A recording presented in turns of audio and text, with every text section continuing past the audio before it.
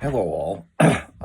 While it's fresh in my mind, I wanted to get in my review of the Doctor Who season finale, The Reality War, which I just watched about 3 hours ago um, on Disney Plus. As some of you know, I'm here in Canada, so we get it a day later.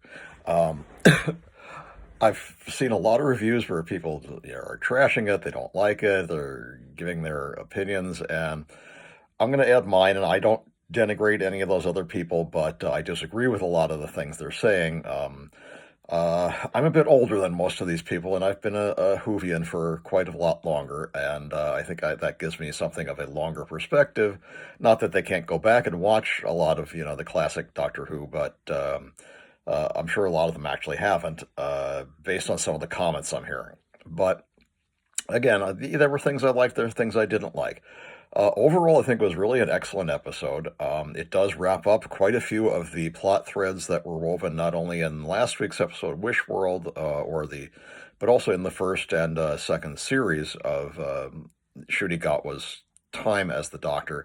I do agree with what somebody said that we really had only started to get to know Ncuti as the Doctor, and now he's gone, and that's a bit of a sad thing. But again, we've had short season Doctors. We had Chris Eccleston in the 2005 revival was only a one season Doctor, and he planned it that way. He didn't want to be on longer. Um, he had other commitments and things that he wanted to do, and I certainly, from an actor's standpoint, I understand not wanting to be pigeonholed in a role. Though David Tennant sort of did the opposite. He stayed in for quite a long time, probably the longest one since Tom Baker, and I think he actually went longer than Tom Baker in the end. But getting back to the episode, The Reality War, we start off with, the Doctor is still falling from the balcony of the Sky Tower the Wish Tower, I should say, that Conrad had constructed, and he is falling towards the earth, and he is rescued, ironically enough, by the lady from the Time Hotel that we saw in the Christmas special, and she opens a door, and it lets him escape the doom that the Ronnie had planned for him, much to her chagrin. Um, the Ronnie, as some people point out, her principal goal is not to destroy the Doctor. She's not like the Master. She does not have a vendetta. She only objects to the fact that the Doctor interferes with her plans and her experiments, and she's basically just an amoral scientist who wants to perform her experiments without any interference. And therefore, she sees the Doctor as an annoyance, not as an enemy the way the Master does. But it still annoys her that he found an escape, and he also finds a way by he finds a way to there's a way to restore unit, and he does that using the same series of time doors that the character from the Time Hotel, and I'm sorry I forget her name, gives him. And so he now has restored unit. Unit, it turns out, has tracking chips in all of its agents, including Ruby and Shirley and Mel, and it can reawaken them to the truth, to the real reality that they're not, the world they're living in is just a construct created by Conrad, and that they're not experiencing reality. And we see, Mel jumps on her motorbike and heads into unit, and uh, Shirley takes her wheelchair and you use the rocket launch to take off, and some very fun things happen in that context. And Kate Lethbridge Stewart wakes up and says, "What am I? I'm wearing tweed." She's like horrified that she's wearing this like 1940s sort of businesswoman outfit, and they restore unit to what it was. Lynx comes back and says there's danger, and uh, the world that Conrad had built is starting to unravel. And the Doctor tells Ruby when she comes back, he gives her a transmat device, and says you can teleport into where Conrad is, but you have to be careful because he's still using the wish. The Desiderium was the baby who can make wishes come true, and you have to be careful. And so she does that. She transports in, and basically by picking up the baby, she usurps this power and sends Conrad away, and in rather a nice way, which I think was kind of astonishing considering how crappy he treated her on in Lucky Day.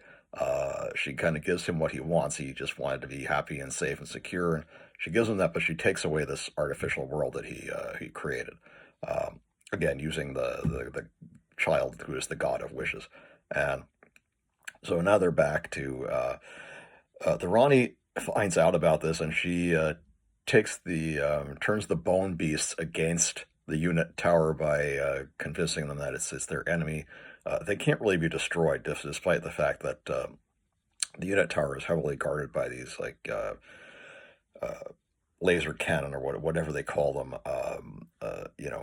particle beams that are weapons that are trying to destroy the bone beast, but of course they really can't because they're not really substantial. But it holds them off for a while anyway. Um, Things are starting to unravel. The Doctor starts becoming concerned about uh, Belinda and Poppy, and particularly feels that Poppy is being threatened by this world unraveling. And he prevails upon Susan Triad, who has returned, to create a zero room. For those of you who don't know, the zero room goes back to the fifth Doctor's regeneration in Castrovalva. He was having a difficult time, and he needed to place himself outside of space and time to recover fully. So he had Nyssa and Tegan create something called the Zero Room, which is basically four panels taken from the TARDIS, made into like almost a coffin. And he places himself inside it, and now he's outside space and time. Nothing can affect him. And as it turned out, in that case, the Master was trying to interfere with his regeneration, and the fact that he got into the Zero Room saved him. And in this case, it's Poppy and Belinda who go into the Zero Room. So no matter what happens, no matter what happens with the Ronnie and her attempts to revive Omega, she's going to be safe. She and Poppy are going to be safe. And they activate the Zero Room, put her into it, and seal it. And then the Ronnie summons Omega, much to her regret, because it turns out that, and I didn't, this is one of the things I liked the special effect, but I didn't like what they did with Omega. I much preferred the way he appeared in both the Arc of Infinity and the Three Doctors, which was the first time we see Omega. There's also an oblique reference to the Three Doctors later, and I'll get to that. But this time he has turned out to be this giant, skeletal, monstrous, horrible thing that looks kind of like the giant skeleton. I think this is intentional on Russell T Davis's part, from Mario Bava's seminal science fiction horror movie, Planet of the Vampires. One of the things they find in the abandoned alien spacecraft is a gigantic skeleton, humanoid skeleton, at a signaling device. That's a direct precursor to Alien, in which Dan O'Bannon himself admitted that he stole that scene from Planet of the Vampires. And the look of Omega as this horrible skeletal monster creature reflects that design very much. He has become what people have expected him to become, which is a monster. He's become because he's lived in the underverse for so long, he has become this horrible thing that people think he was. So he's no longer humanoid. He no longer has any redeeming, features that remain humanoid, and he actually eats the Ronnie, which I thought was funny. Somehow, I do not think we have seen the last of Archie Punjabi as the Ronnie. I think she's going to be back. Mrs. Flood sees that and takes off. Takes the Ronnie. It turns out has been using a time ring like the Doctor used in Genesis of the Daleks, and she takes the time ring and vanishes. She's like, I'm out of here. That's it. I don't want any more to do with this. So the Ronnie's part comes to an end rather quickly. The Doctor uses the Vindicator, which he had been using to gather data to bring Belinda back to May 24th, 2025, and says, I've gathered enough energy of 1,000 supernovas, and he fires it at Omega. It doesn't kill him, but forces him back into the underverse, and the seal of Omega closes, and now he's trapped again. Again, I do not think we've seen the last of Omega. But that ended kind of rather. Then it goes into sort of a quiet mode, and this kind of surprised me a bit that it took this direction. everything has quote unquote gone back to normal. Ruby has restored the world using the Desiderium to wish away Conrad's sterile utopia and restore things to the way they were. But there's something wrong. Nobody but Ruby remembers Poppy. And at first, the Doctor and Belinda do remember Poppy, and they bring her into the TARDIS. They're going to go off to Neptune or somewhere on another adventure, and they're going to take Poppy with them. They acknowledge that she's their daughter, and this is something a little questionable because in the scene with the Ronnie, she said that Poppy had half human, half Time Lord DNA. Now we know there's something of a precedent for this in both the Metacrisis Doctor and What Happened with Donna, where there was half human, half Time Lord DNA, and also in a reference in the Doctor Who movie with Paul McGann, where he says, "I'm half human on my mother's side." Now, that may or may not be true. As we know, there's some complicated things about Time Lord reproduction, and the way that they perpetuate the species may not actually be through standard means. I won't get into that too much because it starts getting into the novels, and that's not really canon, quote unquote, for the TV series. But later, they're in the TARDIS with Poppy in a carriage or a crib, I should say, and they're folding her jacket, and the jacket starts getting smaller and smaller and smaller. So it's just like a little square of material, and then that material is gone. And then Ruby looks over and says, "Well, what are you going to do about Poppy?" And she looks at the crib is gone.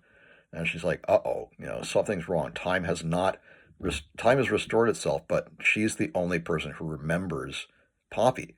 And Belinda and the Doctor don't know what she's talking about when she says, "Where's Poppy?" So she's like, "Uh-oh, something's wrong here." And she expresses this to the Doctor, and he doesn't remember, and Belinda doesn't remember, and I don't remember how, but she somehow convinces them that Poppy was real, and that reality has not restored itself to its perfect shape. There's one thing missing. That one thing missing is Poppy, who is Belinda and the Doctor's daughter, or at least she's Belinda's daughter. We find out later the Doctor is not, in fact, her father. It was a guy that Belinda was dating, and unfortunately, it didn't work out. And he left her, which we found that out in Lux. Actually, she revealed that. So the Doctor finally realizes that she's right, that Poppy is missing, and that he has to go back and fix this. And the only way he can do it, she asks, "Well, what can you do?" And he says, "Well, there's only one thing that can correct this kind of fault in time, and that's the life of a Time Lord." And he goes back into the TARDIS and uses his regeneration. He meets, this is interesting, he meets a previous Doctor. Well, it's not who I thought it was going to be. I thought maybe he'd run back into David Tennant. It's Jodie Whittaker as the 13th Doctor shows up and starts talking to him about, don't be afraid of, the regeneration. She also says something, which this is the reflection of the three Doctors. She looks around the TARDIS and says, "You've redecorated. I don't like it." That's a direct line from Patrick Troughton, which he says to John Pertwee in The Three Doctors. "You've redecorated. I don't like it." I thought that was great. They made a reference there. Of course, the televisor in the TARDIS starts showing him his previous selves, and he says, "Why are you showing me these things?" And then, Jodie shows up, and "Why are you showing me these faces?" Jodie shows up and starts talking to him about, what he's going to do, and, he's afraid that if he projects his regeneration energy into the time matrix, it will, could destroy the entire universe. And Jodie's warning him about that too, but says, "Don't be afraid, go ahead and, do what you need to do and, restore your daughter." And so he goes out, he steps on the rim of the TARDIS, he's looking out into the universe, and he starts to he aims his regeneration energy at the time rotor, and the TARDIS takes him to this place in the universe where he leans out of the TARDIS door. We know that the TARDIS is in a state of temporal grace. He can't actually fall out. And his regeneration energy starts to burst out of him, this huge star, and he says, he's very joyful, and it really is joy to the world. And then he regenerates into Billie Piper, and I was stunned. Like, what? But I'd heard a rumor that there was a possibility that Billie Piper might be the 16th Doctor. However, at the end credits, it says introducing Billie Piper. It does not say introducing Billie Piper as the Doctor. So she might not be the Doctor. She might be another manifestation of Bad Wolf. It might be the Rose Tyler who was living with the Metacrisis Doctor in the parallel universe, and Jackie, and that would be interesting in and of itself. Billie Piper has only said that it's nice to be in the TARDIS again, quote unquote, one last time. What does that mean? One last time? Does it mean she's not permanent, that she's not the 16th Doctor? We'll see. It's has been said by the BBC that they are making a third series. Whether or not Disney backs them, they're going to go ahead and make it. If Disney provides the money, that's great. If they don't, if they pull out, they're still going to make it by themselves. So there will be a third series. We will have a resolution. It's unknown whether Russell T Davies will continue as the showrunner, or if he has other projects that he's going to go on to. He's got lots of other stuff that he's working on. We do know that there's going to be a spin-off called The War Between Land and Sea, and I think that may have something to do with our old friends, the Silurians and the Sea Devils. But it's not going to directly involve the Doctor. Ncuti Gatwa has said this is it. He's not coming back, and it's unfortunate in some ways. I think we just started really to get to feel the groove. The first series, I think, was kind of uneven. I liked the Doctor and Ruby. I liked their adventures. There wasn't really a whole lot of depth, though, to the character, I didn't think.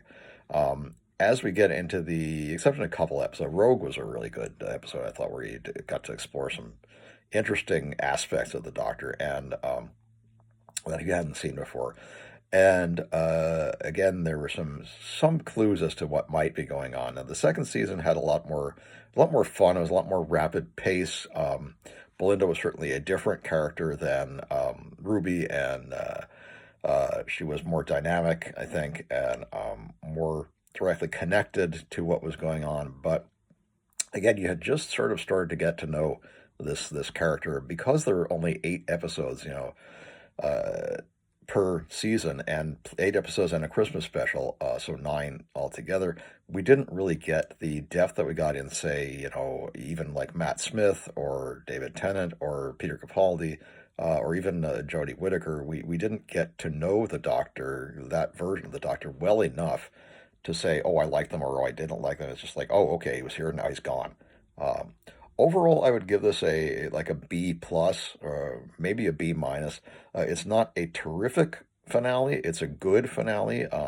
I think the combination of the taken together as a 3-episode arc, starting with the Intergalactic Song Contest, going to Wish World, and then going to the Reality War, I think that gives it an A, because I thought the Interstellar Song Contest was brilliant. I thought the revelation of the Doctor's dark side, and Susan, of all people, have to calling him back and say, "Grandfather, stop it," basically reminding him of who he was. And I was sad that they didn't bring Susan back for the Reality War. I was hoping that we might get a glimpse of her again. But it's just nice that Carol Ann Ford actually was in the final series of episodes. Wishworld, I thought, was really fantastic. They really played on the evil of the character Conrad and what he was trying to do, and his idea of a utopia, which was just a boring, sort of like a 1950s suburbia landscape, was very interesting. And then, of course, revealing what the Ronnie was planning to do, trying to revive Gallifrey, but this time was going to be under her rule, as she tried to do with a planet in Mark of the Ronnie. Again, I don't think Archie Punjabi is gone as the Ronnie. I think she's going to be back. I think Anita Dobson will be back as the Mrs. Flood version of the Ronnie. She makes a joke here that people who are not fans of British television might not have gotten. She said, "So much for the 2 Ronnies." Now, she means Rani, R-A-N-I, which is actually a Hindu word that means princess. But she also was referring to the 2 Ronnies, R-O-N-N-I-E, which was a funny British comedy starring 2 comedians, both named Ronnie. And I do not think that was by mistake. I think she did that on purpose as a little bit of an in-joke. Lots of fan service, lots of interesting stuff, and I think, if there is, a third series going forth, and like I said, the BBC says there is going to be, I think it's going to be a good one.